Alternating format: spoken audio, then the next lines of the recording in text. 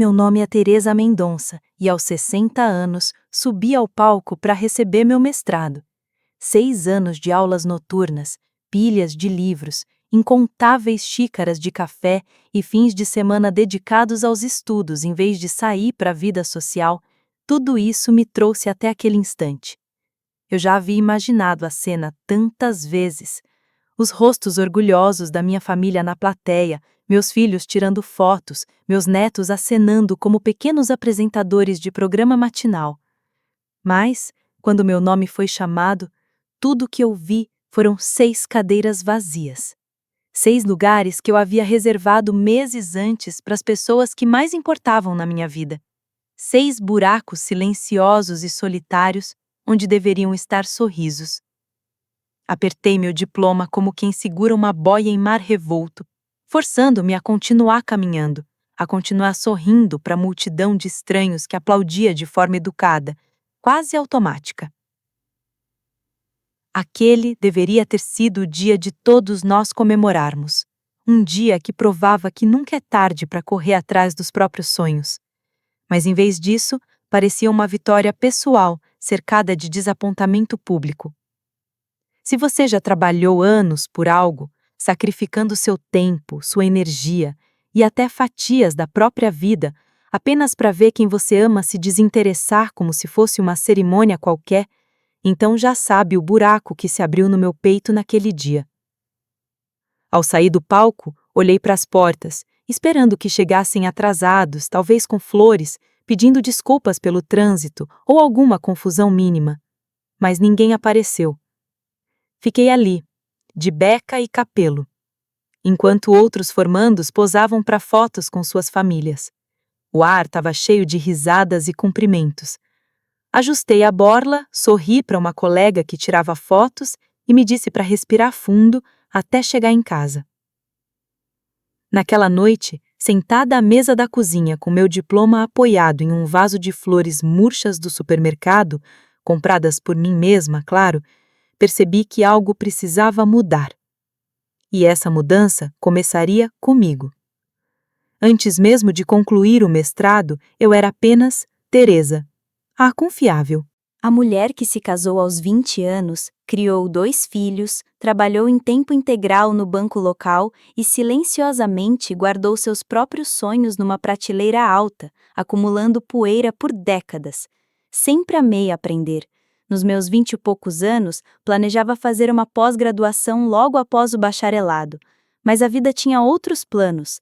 Meu marido, Ricardo, e eu nos casamos jovens, e logo nasceu nosso filho Caio. 2 anos depois, nossa filha Marina chegou. As contas pareciam crescer mais rápido do que os salários, e a ideia de continuar os estudos soava egoísta, quase impossível. Ricardo trabalhava longas horas numa fábrica e meu emprego no banco se tornou nossa âncora de estabilidade. Entre jogos de futebol, reuniões escolares e lavanderia até tarde, me convenci de que meu sonho podia esperar. E ele esperou. 40 anos. Quando Ricardo faleceu após uma doença repentina, a casa ficou grande e silenciosa demais. Meus filhos já estavam crescidos, com suas próprias famílias, ocupados com suas vidas. Pela primeira vez em décadas, eu tinha tempo livre que não seguia a agenda de outra pessoa. E então, o velho sonho voltou a sussurrar. Eu queria estudar novamente, não porque precisasse do diploma para dar um up na carreira, já passava dessa fase, mas para provar a mim mesma que ainda era capaz. Matriculei-me num mestrado de meio período em administração de empresas, na universidade local. A rotina era puxada, 8 horas no banco, depois corrida direta para o campus para aulas das 18 às 21 horas, 3 vezes por semana. Os fins de semana eram ocupados com trabalhos de pesquisa e projetos em grupo. O jantar normalmente se resumia a um sanduíche rápido na minha mesa e a sala de estar virava uma extensão da biblioteca. Houve momentos em que minha energia estava tão baixa que me perguntava por que estava me submetendo a tudo aquilo. Caio chegou a brincar. Mãe, você está tentando virar a MBA mais velha da cidade? Marina riu e disse, você anda sempre tão séria ultimamente? Não queriam me magoar, mas, confesso, doeu. Mesmo assim, lembrei a mim mesma que não estava fazendo isso só por um pedaço de papel. Eu estava cumprindo uma promessa feita a Teresa de 20 anos atrás. Ao longo dos últimos anos, perdi mais encontros familiares do que gostaria de admitir.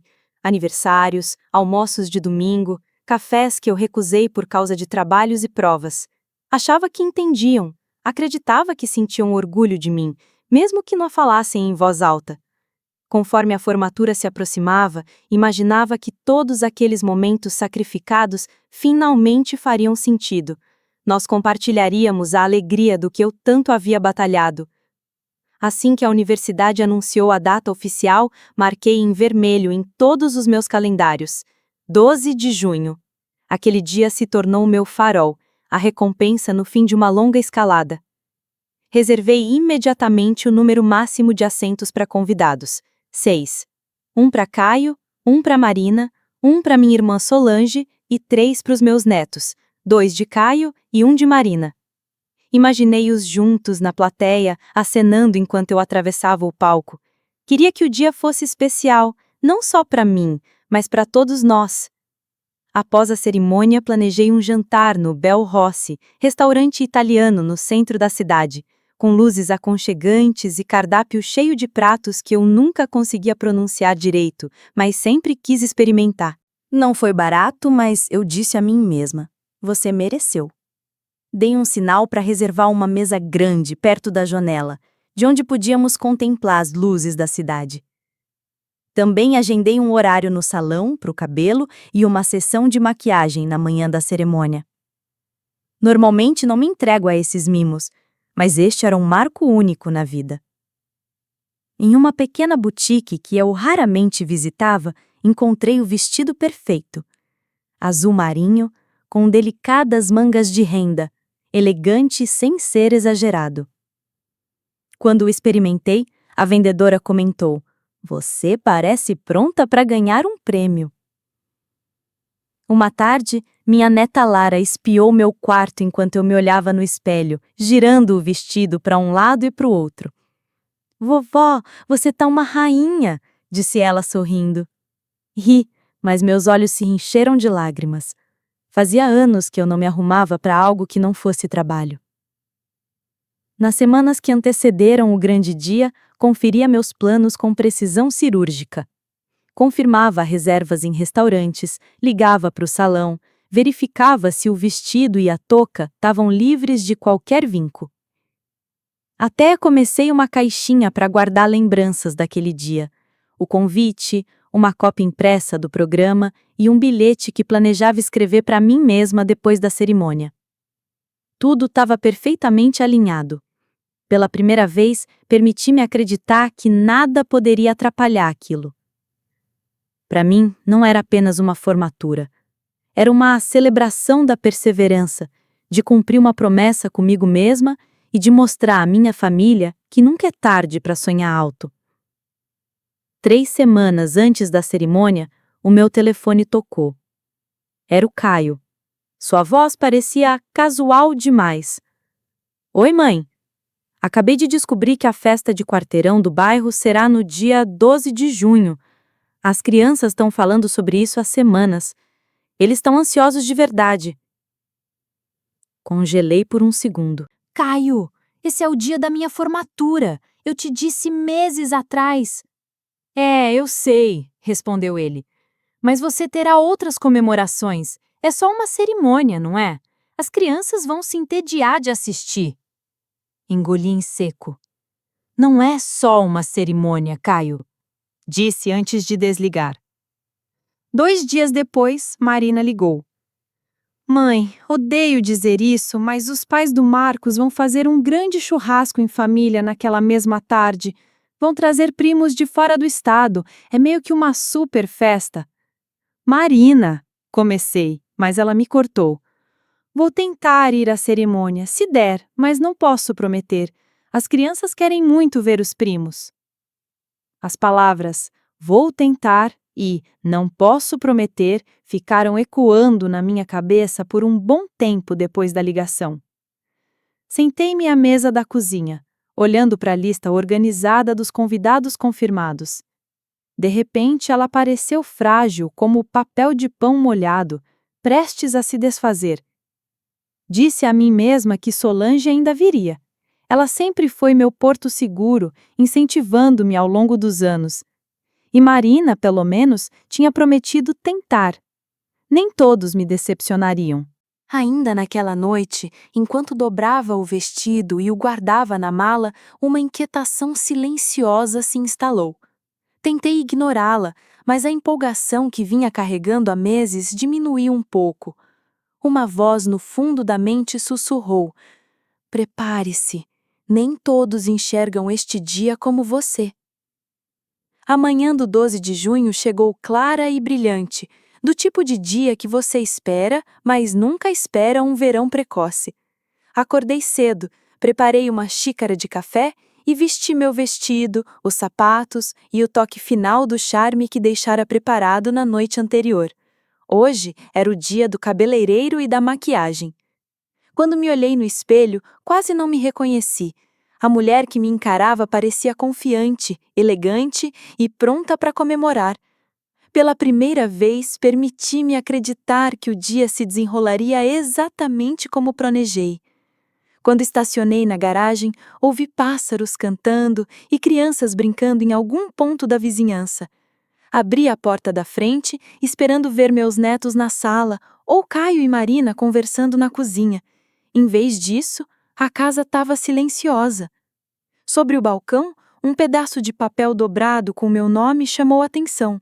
Desdobrei lentamente. Levei as crianças para o churrasco cedo. Tentaremos chegar à cerimônia. Parabéns, Marina. Fiquei parada por um longo momento, as palavras se confundindo. O silêncio na casa parecia mais pesado, apertando-me de todos os lados. Coloquei o bilhete sobre o balcão, alisei-o com a mão e disse a mim mesma para continuar caminhando. Vesti meu vestido, fechei o pequeno colar de prata que Ricardo me dera anos atrás e coloquei a beca. No espelho, parecia uma recém-formada, mas por dentro a excitação havia desaparecido, substituída por uma dor surda. Ainda assim, aquele era o meu dia.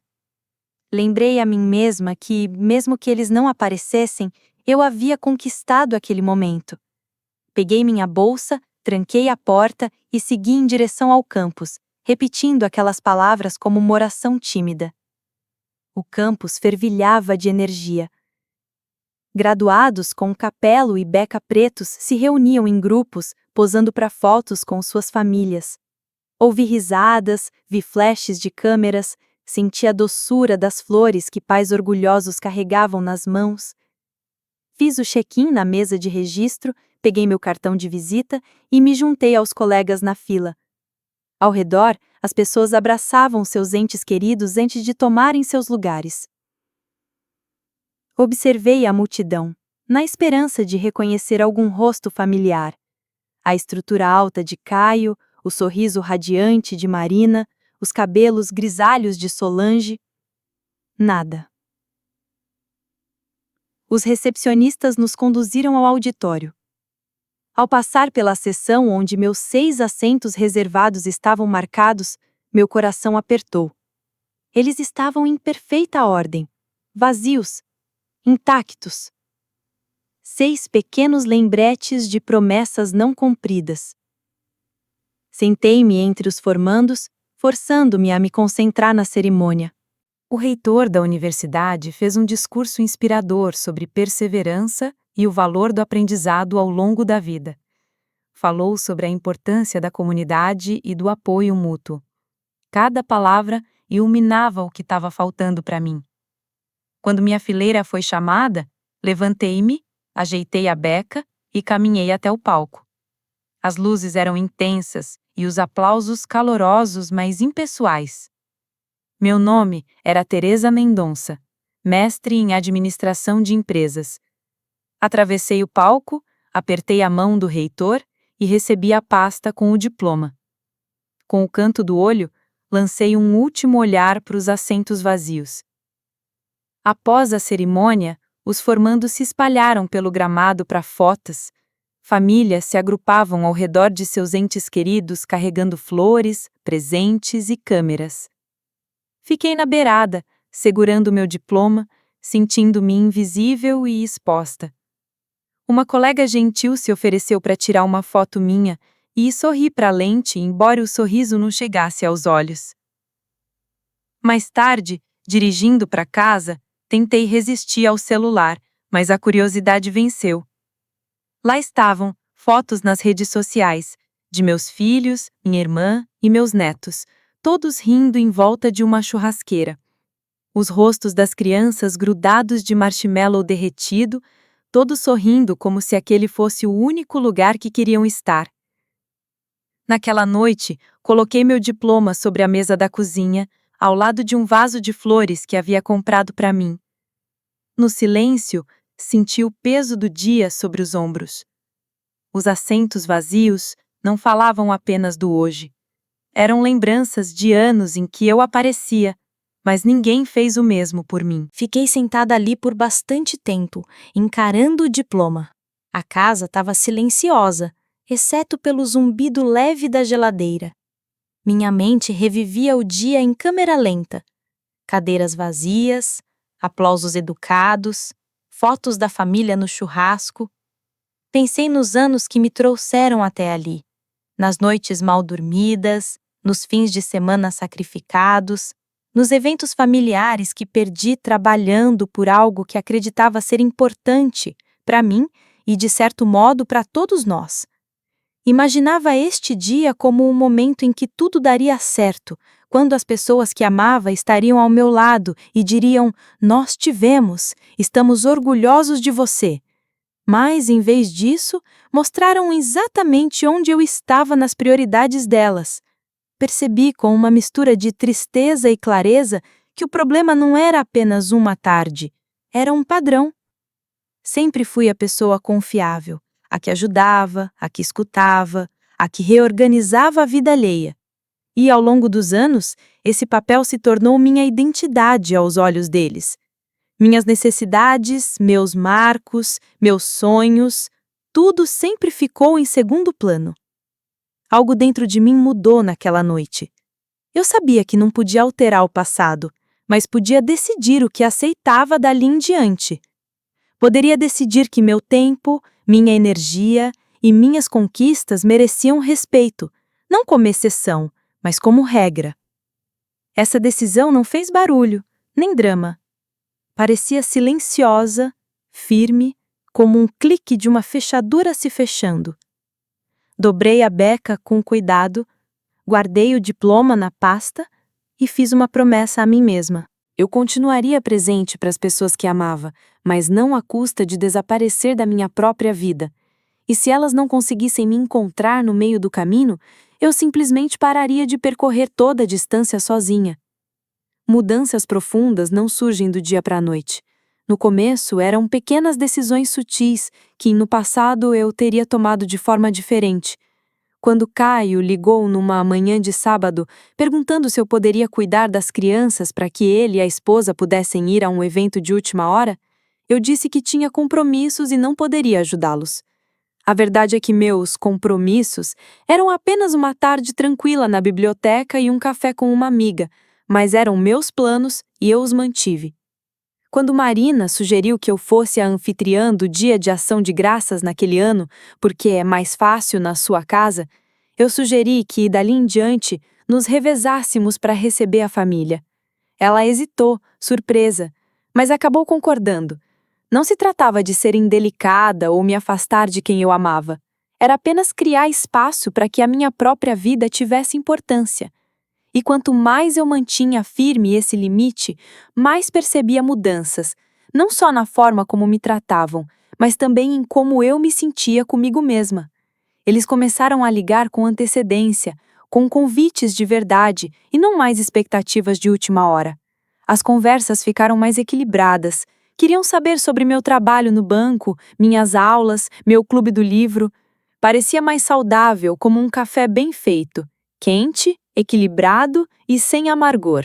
Houve momentos constrangedores também. Uma vez, quando recusei um convite por causa de uma viagem de fim de semana, Caio comentou: "Você anda muito ocupada esses dias, mãe?" Eu sorri e respondi: "Pois é, e gosto assim." Pela primeira vez em anos, senti que minha vida não era apenas uma extensão da deles.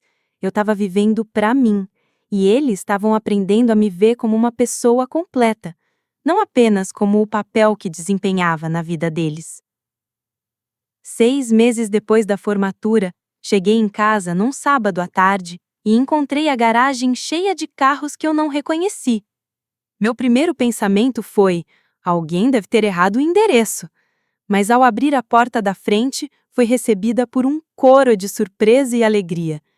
Caio segurava um bolo decorado em azul marinho e dourado, as cores da minha universidade. Marina estava ao lado dele com um buquê de lírios, minhas flores preferidas. Solange, no canto, registrava tudo com a câmera e meus netos correram abraçando minhas pernas. "Queríamos ter feito isso meses atrás", disse Caio. "Mas, bem, não fizemos. Deveríamos ter feito." Marina deu um passo à frente. "Estamos orgulhosos de você, mãe. Devíamos ter estado lá naquele dia. Sinto muito por não termos estado." A sala estava quentinha, com cheiro de macarrão e pão de alho. A mesa de jantar estava posta para um banquete, e as paredes decoradas com fotos minhas de Capelo e Beca, fotos que nem sabia que existiam, tiradas por uma colega de classe que enviou para Solange. Enquanto cortava o bolo, ouvindo minha família rir e contar histórias, percebi que não se tratava de apagar a dor daquele dia.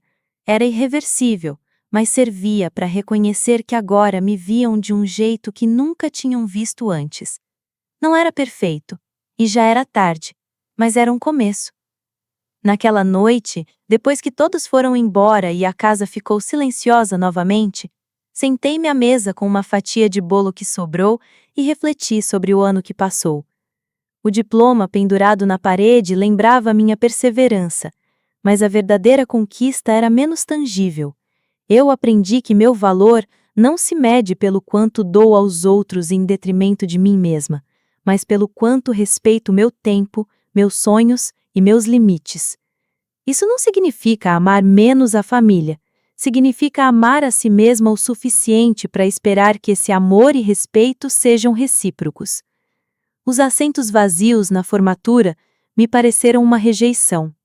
Hoje, vejo-os como um ponto de virada, um empurrão para parar de esperar reconhecimento e começar a incorporá-lo à minha vida, independentemente de quem apareça ou não. Se você já se sentiu menosprezado, espero que minha história lembre: nunca é tarde para se valorizar. Comemore suas conquistas, proteja seus limites e não tenha medo de ser seu próprio fã número 1. A história de Teresa nos lembra que a vida é feita de escolhas e prioridades. Durante décadas, ela colocou os sonhos e necessidades dos outros à frente dos seus, acreditando que sua dedicação seria suficiente para manter amor e reconhecimento. No entanto, a ausência de seus filhos e netos em sua formatura expôs a realidade de que confiança e cuidado, embora essenciais, não garantem reciprocidade automática. O que parecia uma derrota momentânea se transforma em um despertar. A consciência de que o valor próprio não depende da validação alheia. Reconhecer e honrar os próprios limites é um ato de coragem, e buscar realização pessoal não é egoísmo, mas um passo necessário para viver com plenitude. A perseverança de Teresa demonstra que nunca é tarde para se redescobrir, e que, mesmo após perdas e anos de sacrifícios, é possível reconectar-se com os próprios sonhos e desejos, tornando-os prioridade sem culpa ou arrependimentos. A lição central é que respeito e reconhecimento começam dentro de nós mesmos. Teresa nos ensina que não devemos medir nosso valor pelo quanto damos aos outros, mas pelo quanto honramos nossa própria vida, sonhos e limites. É fácil cair na armadilha de ser pessoa confiável que atende a todas as demandas, sacrificando felicidade e conquistas pessoais. Porém, esse equilíbrio só se alcança ao estabelecer limites claros e manter-se fiel às próprias metas e vontades. Ao priorizar a si mesma, Teresa não apenas encontra a satisfação pessoal, mas também transforma a dinâmica familiar, mostrando que amor e cuidado podem ser recíprocos, desde que existam respeito e compreensão. O crescimento não vem de agradar a todos, mas de se valorizar o suficiente para que sua presença e conquistas sejam reconhecidas de forma genuína. Agora me diz, como você reagiria se, após anos de esforço, aqueles que você mais ama não estivessem presentes para celebrar suas conquistas? Quais limites você estabeleceria em sua vida para garantir que seus sonhos e tempo fossem respeitados? Escreve aqui nos comentários. De 0 a 10, qual a sua nota para essa história? Quero muito saber. Se você se emocionou com a história de Teresa, curta o vídeo e se inscreva no canal para acompanhar mais histórias de superação, reflexão e conquistas que inspiram a colocar você em primeiro lugar.